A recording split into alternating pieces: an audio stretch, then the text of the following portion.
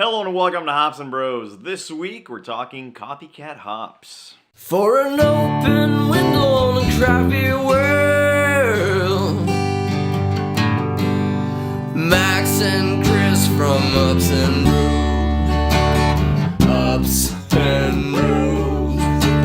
Welcome to Ups and Bros.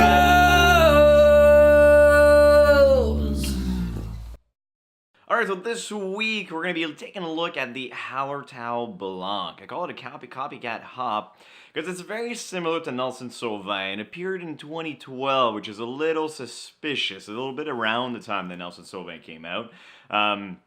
If you're interested in the Nelson Sauvin, check out our other video.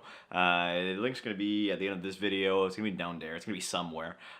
Just check it out. It's a very interesting hop from New Zealand with a wine character similar to the Hallertau Blanc, except Nelson kind of came first, I believe, and was a lot more hyped up than the Hallertau. Alright, so let's talk about my favorite hop, Cascade. Cascade is such a great hop, and it's also at the source of so many other hops after that. If you look at the Citra, if you look at the technically Galaxy, if you look at Centennial, Chinook, they all started because of the Cascade. A little rundown on what the Cascade is, although I believe we have a video on that too if you want to check it out. Cascade was initially created to be a mildew-resistant hop. The byproduct of such was that they created a hop that was higher in a lot of essential oils, mainly the same oils you'd find in grapefruit. So you had a very citrusy, very grapefruit hop that became very, very popular in the Americas.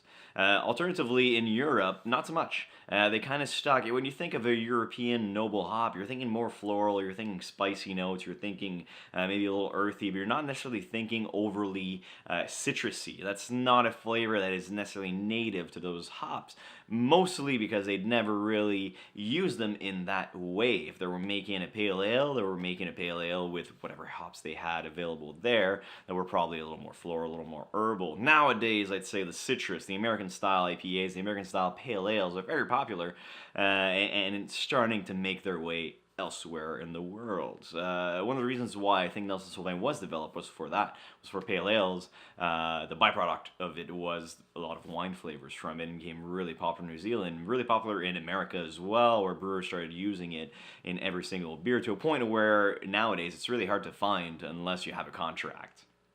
Let's go back to Hallertau Blanc. Hallertau Blanc 2012, created in Europe, and it was essentially for the American market. You gotta remember that a lot of those hop growers, they have to make a living, and naturally the American market right now is booming. It's exploding everywhere. There's breweries, there's microbreweries, there's people brewing beer and wanting a bunch of different flavors from those hops. There's fields in America, they're being used. Hopsteiner, which I visited when I was in Germany, owns part of Yakima, or owns Yakima or whatever, so you have, that American base and then European base as well, but they're still always developing and trying to evolve the flavors you find.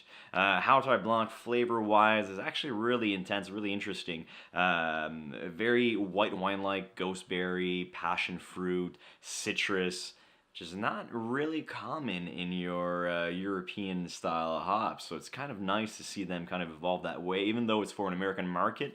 I found that hops that are from a specific area, and if you can get them fresh, are going to be miles better than if you have the old stock. If you take a lot of like Saaz, the first time I smelled Saaz, I was like, oh wow, very cheesy. And then you start smelling Saaz that's a lot fresher from bigger breweries, or you go over there and you smell and you're like, oh wow, this is not at all the same hop that we get here. So Hallertau Blanc, awesome for pale ales, awesome for Belgium-style ales, awesome for, I'd say, IPAs. I really use it for that. Mostly in a more aroma hop, mostly used towards the end of boil in a whirlpool. You can still be very creative with it. I'm currently doing a grisette where I'm using some of it because I do like the wine flavors from those hops. Same thing with Nelson Sauvin. I've tried both. Both are very equal, but got more access to Hallertau Blanc right now, so we'll see how it goes. I'm sure it's going to be great.